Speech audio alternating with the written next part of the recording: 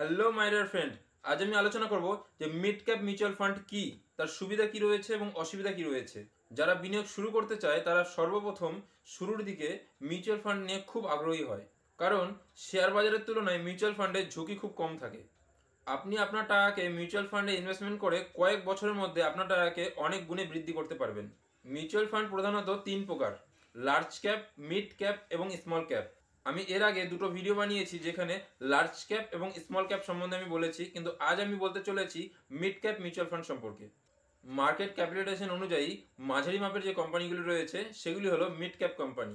ভারতের regulatory board SEBI, securities and exchange board of India, mutual fund সম্পর্কে একটি ধারণা তৈরি করেছে।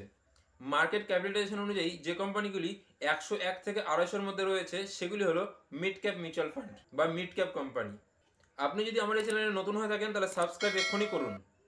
চলুন এবার আমরা দেখে নেই যে কারা কারা মিড ক্যাপ মিউচুয়াল ফান্ডে ইনভেস্টমেন্ট করতে পারবেন। আপনি যদি ভিডিওটি এখনও লাইক না করে থাকেন তাহলে এক্ষুনি লাইক করুন, কারণ পরে ভুলে যাবেন। যারা ফিক্সড ডিপোজিট থেকে বেশি রিটার্নের আশা করে তারা এখানে ইনভেস্টমেন্ট করতে পারবেন। মিউচুয়াল ফান্ডে বিনিয়োগ করার ক্ষেত্রে প্রথমে আপনি লার্জ ক্যাপ মিউচুয়াল ফান্ডগুলিতে ইনভেস্টমেন্ট করবেন, তারপরে মিড ক্যাপ মিউচুয়াল ফান্ডে ইনভেস্টমেন্ট করবেন।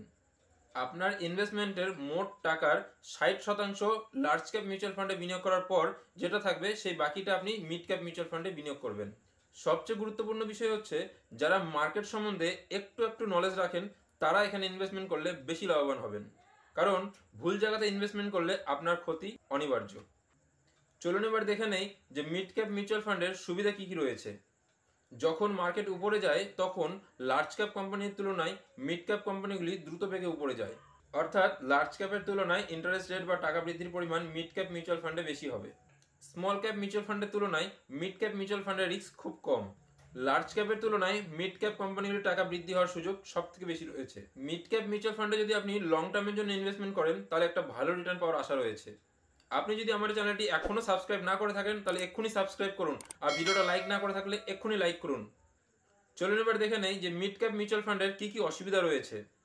যদি মার্কেট উপরে যাওয়ার বদলে নিচে যায়, অর্থাৎ মার্কেট নিচে নামতে শুরু করে, তাহলে লার্জ ক্যাপের তুলনায় মিড ক্যাপ কোম্পানিগুলি দ্রুত নিচে নেমে যায়।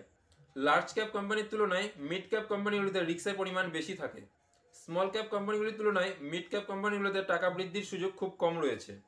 মিড ক্যাপ কোম্পানিগুলির গ্রোথ স্মল ক্যাপ কোম্পানির থেকে কম হয়। Mid cap mutual fund small cap mutual ফান্ডের তুলনায় কম রিটার্ন দেয়। যারা ইনভেস্টমেন্ট শুরু করতে চায় বা ইনভেস্টমেন্ট শিখতে চায় তাদেরকে প্রত্যেককে আপনি এই ভিডিওটা শেয়ার করে দিন। পুরোপুরি ভিডিওটা দেখার জন্য আপনাকে অসংখ্য ধন্যবাদ।